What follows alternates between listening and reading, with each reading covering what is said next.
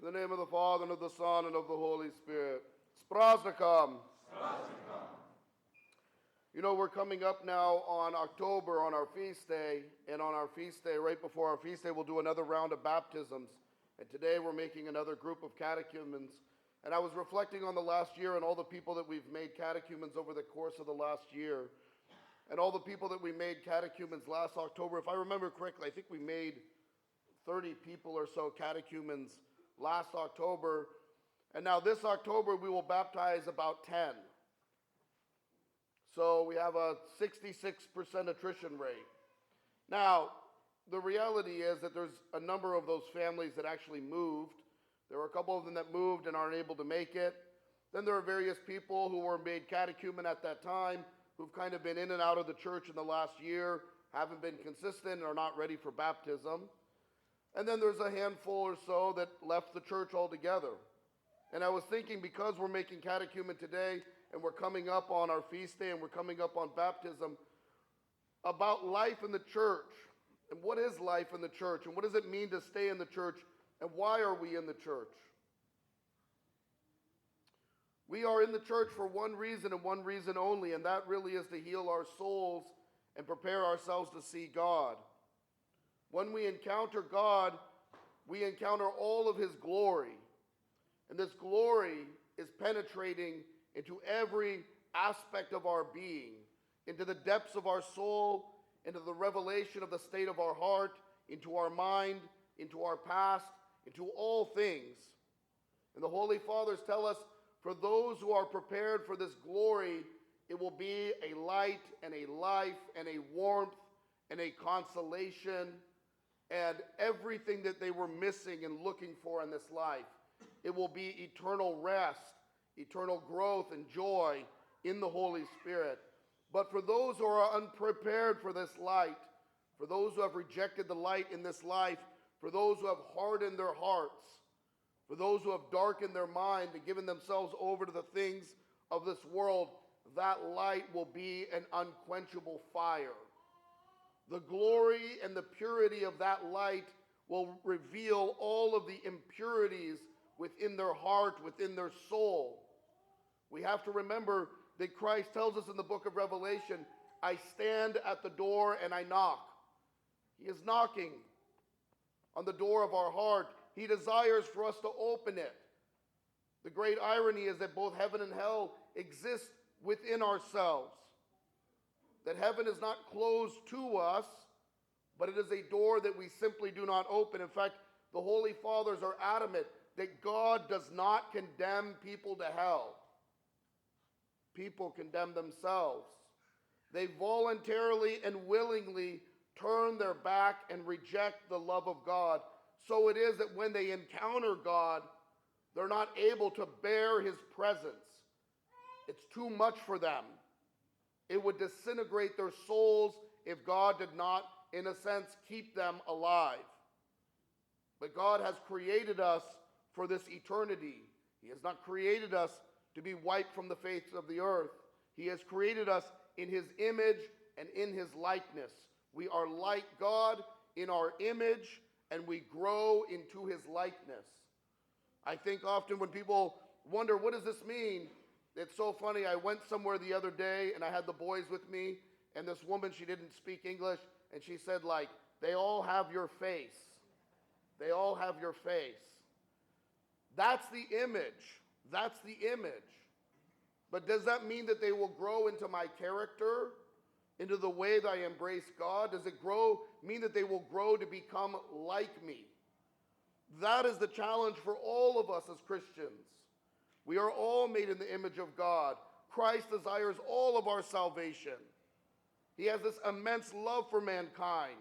It is unquenchable, an unending love. And yet the question remains, will we participate in that?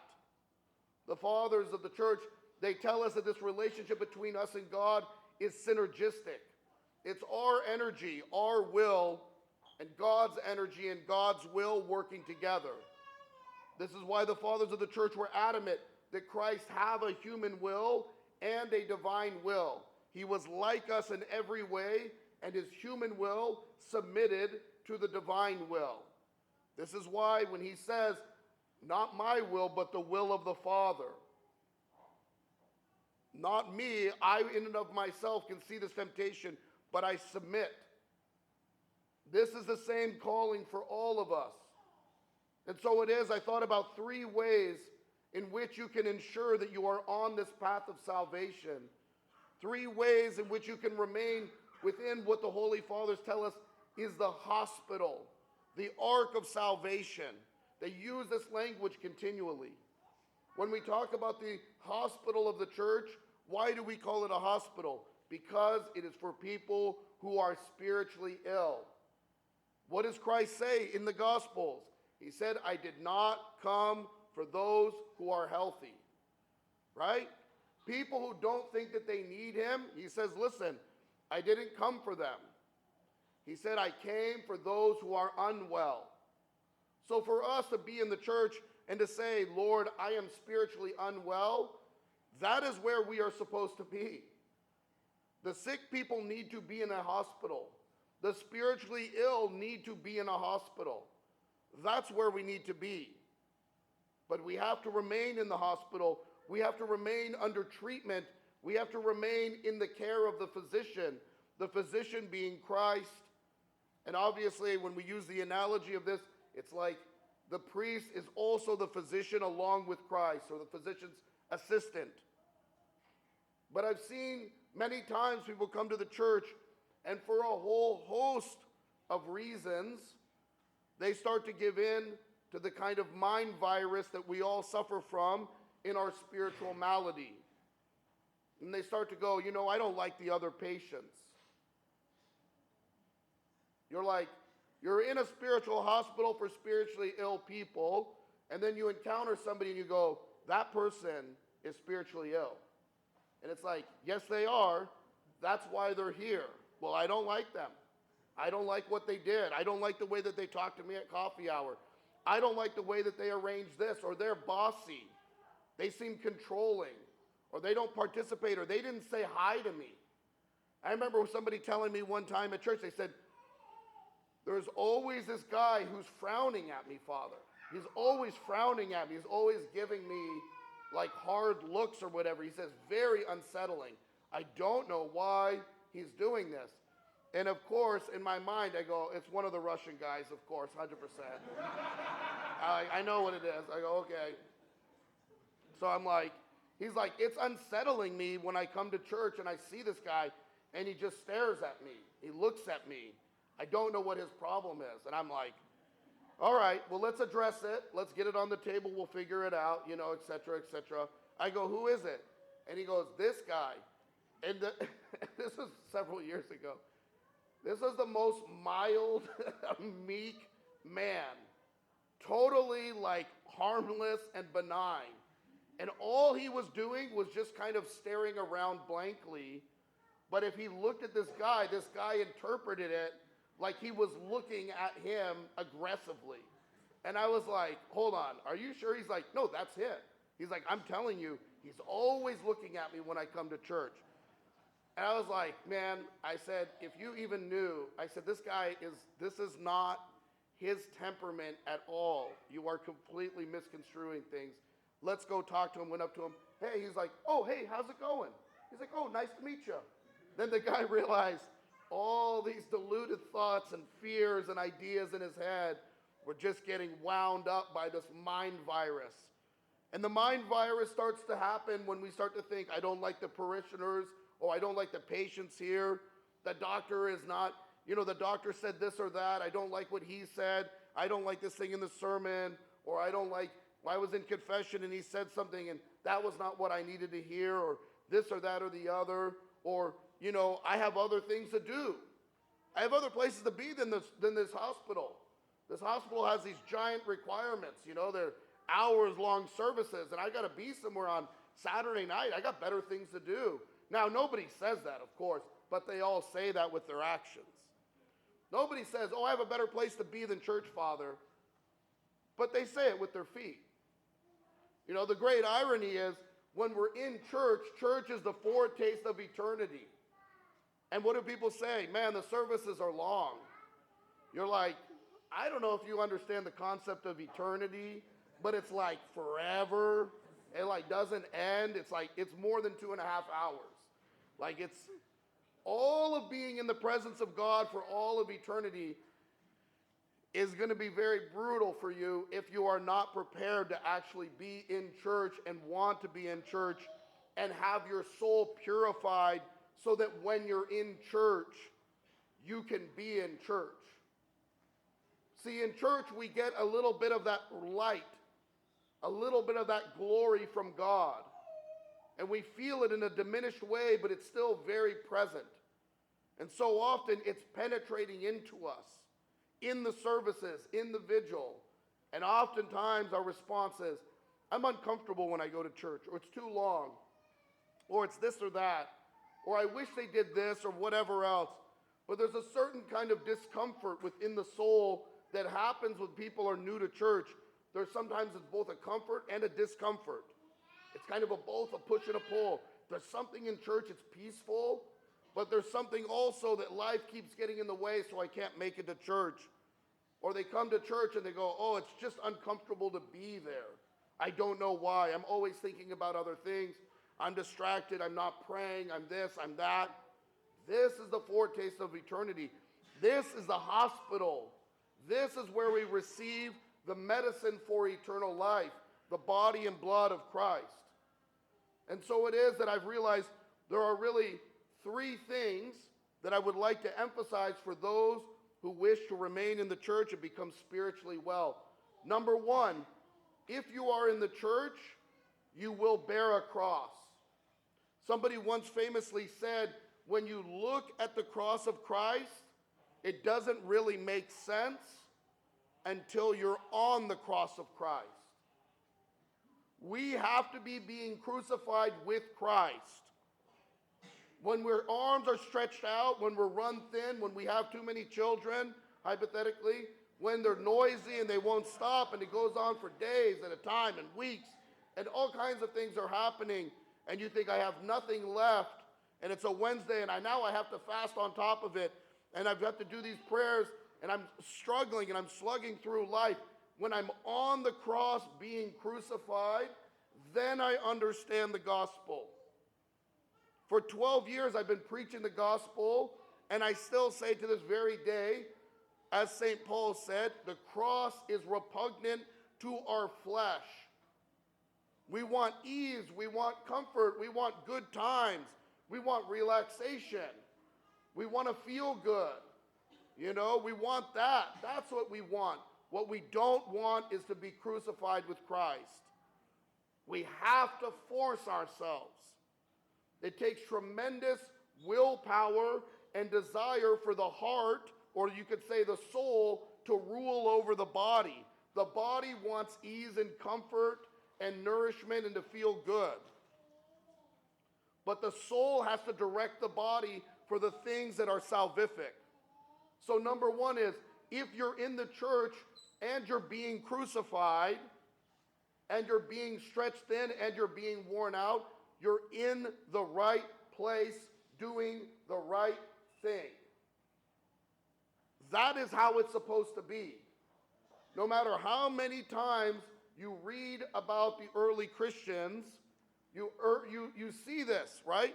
We were talking yesterday about this. Somebody was saying, you know, I used to believe in the rapture, but then I realized that all the early Christians did not get a rapture, right? The rapture is the idea that before Christ comes, there's going to be a time of persecution, and all the Christians are magically going to go into heaven, and none of them are going to be persecuted. It's like we have never held that view in the church, ever, ever. Why? Because the early Christians for 300 years were martyred, and some of them physically crucified like Christ. The Christian life is in imitation of Christ. So when I feel myself crucified, when I feel myself worn out, when I feel that the weight of the cross is too much, I'm in the right place doing the right thing. At any time, we can cast the cross off. We can walk out those doors. We can go right back into the world. and our life will become more peaceful. But it will not become fulfilling or content. But the devil will not war against you when you leave, because that's all the devil wants, is for us to leave. And that's point number 2. Never leave the hospital. All of our thoughts, all of our dispositions, the things that aggravate us, our flesh, all of this, it tells people, just skip this Sunday. Just don't make it to vigil. How many times have I heard I've heard this so many times from people, they go, well, forgive me, Father, we haven't seen you in a few weeks, I'm really sorry. We were kind of being lazy one Sunday and we didn't go to church, and then the kids got sick, and then we didn't go for 2 more weeks, and then something came up and now we haven't been to church in a month. I've heard this over so many times. If the church doors are open, we should make every single effort in our life to set our feet into eternity. So many times I see this, especially with the young men. It's like the hallmark of young manhood, which is the yo-yo. In and out, in and out, in and out. Here for a month, gone for a month. Here for 3 weeks, gone for 2 weeks. Right? Don't come to vigil, it's too long. I got stuff to do on Saturday night. I'll go on Sunday morning. Weekday liturgy, I probably could make it, but I would rather sleep in or do whatever, this or that or the other. I don't judge anybody for coming or not coming to church, because I literally have zero idea why people are at church or not at church. So please don't interpret it in that way. I don't know if you have a job on Saturday night. I don't know anything about your personal life and what's going on and why you may or may not be here. So do not take it that way. What I'm saying is, there is one hallmark of the devil, and that hallmark is to get us out of the church. And so it is that we have to spend every single effort and our energy to stay in the church. As St. Paul says, we wrestle not against flesh and blood. He also says the devil wanders or roams around like a roaring lion looking for who he can devour. Who is the lion devouring? Those who have wandered off from the flock. Right? You can't get the sheep that are in the middle of the flock. You can't reach them. But the ones that wander off, the ones that wander back and forth, the ones that are off doing their own thing, the devil gets them. I've seen it numerous times. Somebody says, I skipped church for a month, but then also I got this temptation, and then, Father, I went and did this activity, and then I was ashamed, and then I didn't want to come back to church, and then it took me 6 months to come back. The devil is always trying to get us out of the church. Number three, being in the church is what you give, not what you receive. See, we, by nature as people in our fallen life and our ethos, we very much want to take. It's our inherent kind of selfishness. And we love me, me, me. So many people go, you know, Father, I just want to feel loved. I want to feel like somebody loves me. The first question is always what? Who do you love? If you love 100 people, I guarantee you, you'll get at least 80% love back. Probably not going to get 100. But the more that you give out is always how you get back. You don't get by taking. You get by giving. Christ says, I came to serve, not to be served. And I've heard it from people who said, you know, I just didn't feel like people at the church reached out to me or were friendly enough. I'm like, Lord have mercy, this is like the friendliest church I've ever been to, but I'll take it. But then my next thought is, I'm like, how many people did you welcome? How many people did you introduce yourself to? How much effort did you put into it? How much did you give? Because I can guarantee you as a priest, I've seen it in my own life. The more that I give to the church, the more I get back. You know, it's like when people say, like, Father, why do you tithe to the church? Or like, do you tithe? I always answer and say, yes. Why? Because I'm a member of the church also. It's also my responsibility. My family goes here. My children go here. This is our church family. I may fulfill the role of the priest in the community, but I still have to give to the community. It's not about taking. So often people want to get something from church. They want to come, they want to show up, they want everything to be beautiful, the choir, the chanting, the this, the that, everything to be put in place, all the vestments, etc., etc. But they never show up and participate in any of those things. Never. Brothers and sisters, I can tell you, if you're coming to the church to get something, you have to give something. If you really want, and it's the funniest thing that I've seen over all the years, it's these, a lot of times in a lot of parishes, it's the elderly people who are still in the faith and still in the church. But then when you talk to them and you see what they do, you'll have some lady in her 70s who will have more work output than 3 guys in their 20s. She'll give more to the church. She'll bake, she'll cook, she'll clean with no fanfare. Nobody even knowing about it. Never boasting or bragging or telling anybody or expecting anything in return. To just be a humble servant to the church is to be a humble servant of Jesus Christ. Everything that we give to the church, we give to Christ. He receives all those things. And it is great mercy and love for us, and because these things are pleasing to him, he in turn blesses us and watches over us. Now, is that blessing financial? Very rarely. Sometimes. Does he take care of us? Absolutely. Absolutely. I've never seen somebody who was generous and gave and tied to the church that ever ran out of or became homeless or any of these other things. God will always take care of us. But as he says in the gospel, he gives us our daily bread, that which we need for the day. He's not trying to rain money down on us. This is not the imagery of a true relationship with God. Why? Because God knows the money wouldn't be good for our salvation. It's not because he doesn't have it. He has all of the money in all of the universe. And he could create infinitely more. He lacks for nothing. He doesn't give us things that are not good for our salvation. But the thing is that we have to become like Christ. We have to become a servant. We have to be somebody who comes to church to be a servant, to serve other people around us, to help the other parishioners, to help the other patients. If you're a healthier patient, what do healthier patients do? They help sicker patients. They're more patient, they're more long-suffering, they're caring, and they're gentle, and they're kind. Just like it says in Titus today that we read. This, brothers and sisters, are the things that we need to do if we want to remain in the church.